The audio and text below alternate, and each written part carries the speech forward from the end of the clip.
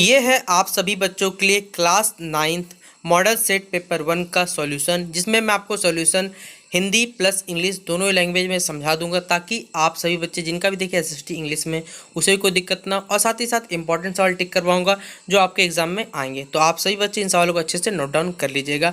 Video पसंद आने पर वीडियो को लाइक करिएगा, चैनल पर न्यू आए तो चैनल को सब्सक्राइब करना मत भूलिएगा और बेल आइकन को प्रेस करिए, ताकि जब भी हमारी इस तरह की वीडियो जब भी आए तो सबसे पहले आपको नोटिफिकेशन मिल सके। तो चलिए आज का वीडियो हम लोग शुरू करते हैं। देखिए, सबसे पहले आपका सवाल बोला हुआ है कि 1815 ईस्वी में किस युद्ध में फ्रांस की हार हुई थी, यानी इन विच वार द फ्रांस डिफीटेड इन 1815। तो कौन सा वो युद्ध था? वाटरलू, न्यू ऑरलियंस या फिर वर्ड्यून या फिर हॉर्स सू ब्रेंड। ये कौन से युद्ध में क्या हुआ था, फ्रांस की हार हुई थी, हमें ये बताना है। तो हम लोग जानते हैं कौन सा बैटल था, वो था वाटरलू। क्या था? वाटरलू। ऑप्शन नंबर ए सही जवाब होगा।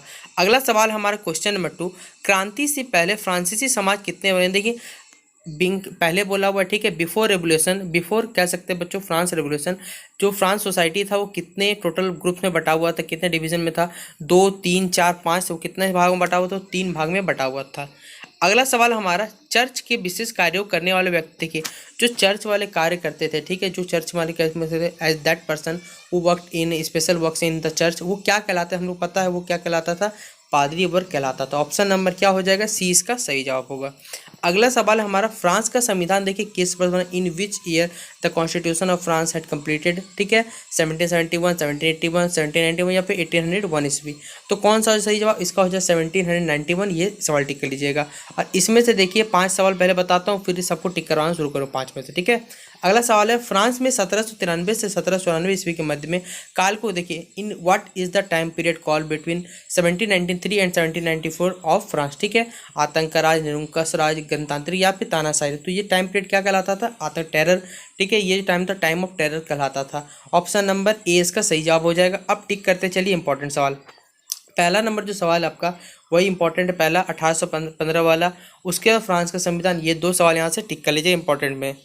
अगला सवाल है हमारा छठा नंबर क्वेश्चन कि 1917 से पूर्व रूस पर किसका, यानी बिफोर 1971 कह सकते हैं कि रूस पे किसका कब्जा था, यानी किसका शासन था? What which ruler had established your rule in 1917? John Nicholas two, John Nicholas 3 या फिर जॉन निकोलस 4। तो किसका रूल था वहाँ पर ये बताना, तो हम लोग जानते हैं जॉन निकोलस 2 हो जाएगा इसका सही जवाब, 6 का बी। अगला सवाल हमारा, रूसी संसद, देखिए जो रूस का पार्लियामेंट था उसका दूसरा नाम क्या था, हमें ये बताना है। संसद भवन, कांग्रेस पार्लियामेंट या फिर ड्यूमा। तो देखिए कौन से नाम से फेमस, याद रखिए वो ड्यूमा नाम से फेमस है। तो ऑप्शन नंबर 7 का डी टिक करिए सही जवाब। फिर Bolshevik party, who is the leader, who is the leader of Bolshevik party? तो हम लोग जानते हैं लेनिन। लेनिन क्या था? बोल्शेविक पार्टी का क्या था? लीडर था। अगला सवाल देखिए, आपको स्टेटमेंट सवाल दिया हुआ कि रूसी क्रांतिकारी यानी रशियन रेवोल्यूशन का जो मेन मोटिव था वो क्या था? प्रथम विश्व युद्ध से रूस को हटाना था, जमीन किसानों को देना था, कारखानों पर मजदूरों नियंत्रण था, या फिर गैर रूसी को समानता था। तो कौन कौन से यहाँ पर कथन सही है, मैं ये बताना है। तो देखिए सारी के सारे बात क्या है, रूसी क्रांतिकारियों से संबंधित जुड़ी हुई सही है, इसलिए ऑप्शन नंबर डी क्या हो जाएगा सही जवाब। फिर ब्लडी संडे यानी कह सकते हैं बच्चों which date is known as the bloody Sunday? तो हम लोग जानते हैं इन आवर हिस्ट्री 9 जनवरी 1905 को हम लोग क्या जानते हैं, खूनी रविवार के नाम से जाना जाता है। फिर देखिए what is the total area of the earth in world's area, ठीक है, भारत का जो क्षेत्रफल है, विश्व के कुल क्षेत्रफल कितना भाग है? तो ये भी हम लोग जानते हैं कितना पता, ये मैंने आपको पहले बताया हुआ है 2.4% होता है। ऑप्शन नंबर 20 का सही जवाब।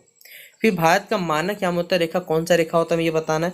तो याद रखिएगा 82.30 डिग्री अंश पूर्वोत्तर देशांतर क्या कहा जाता है? भारत का मानक यामोत्तर रेखा। फिर इन विच स्टेट द कह सकते हैं बच्चे Tropic of Cancer does not pass through, ठीक है। तो एक ट्रिक याद रख लीजिएगा, मित्र पर गमछा झाड़, टोटल 8 स्टेट से ये क्या करती है, पास करती है, मित्र पर गमछा झाड़, ठीक है, लिख लीजिएगा आप लोग। तो टोटल ये कितने 8 से पार करती है, जिसमें से उड़ीसा क्या एक पार्ट नहीं है, 3 स्टेट गुजरती है, लेकिन यहाँ उड़ीसा से पास नहीं करेगी, ठीक है। देखिए विश्व का सबसे ऊंचा शिखर जो है यानी चोटी जिसे हम कह सकते हैं माउंट एवरेस्ट, ये किस देश में स्थित है? ये नेपाल में। किस देश में, याद रख लीजिएगा। इसका हाइट पूछा जाएगा तो याद रखिए कितना होता है, 8,848 मीटर होता है, ये भी याद रख लीजिएगा। 14 का सी सही जवाब टिक करिएगा।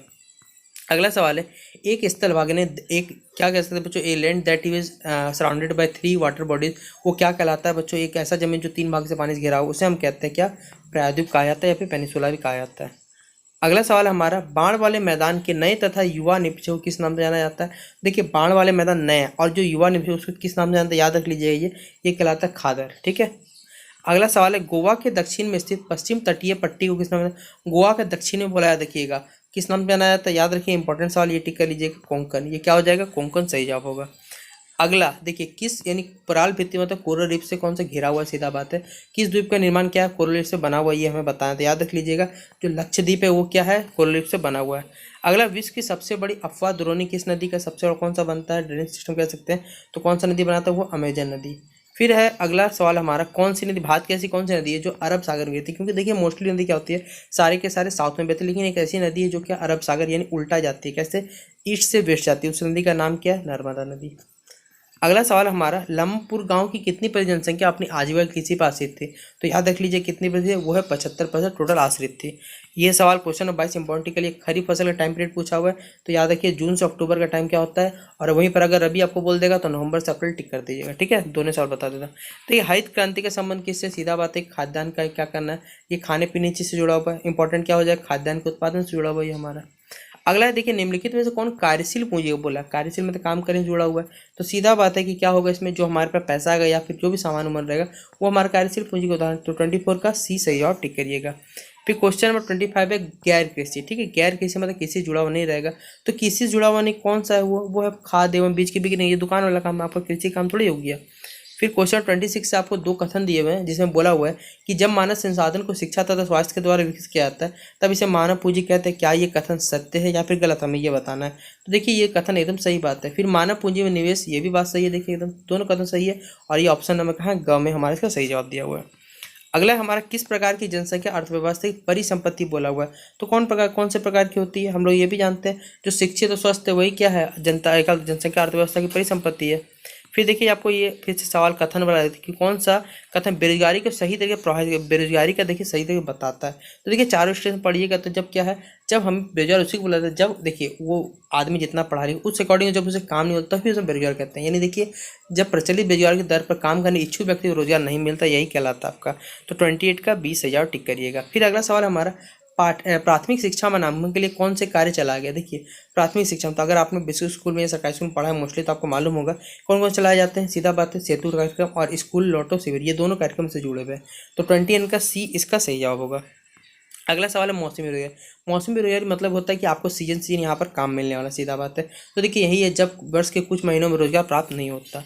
फिर अगला है लोकतंत्र का। लोकतंत्र मतलब होता है लोगों का शासन। लोगों का शासन मतलब क्या, देखिए ऑप्शन नंबर क्या, सी में इसका सही जवाब नहीं है।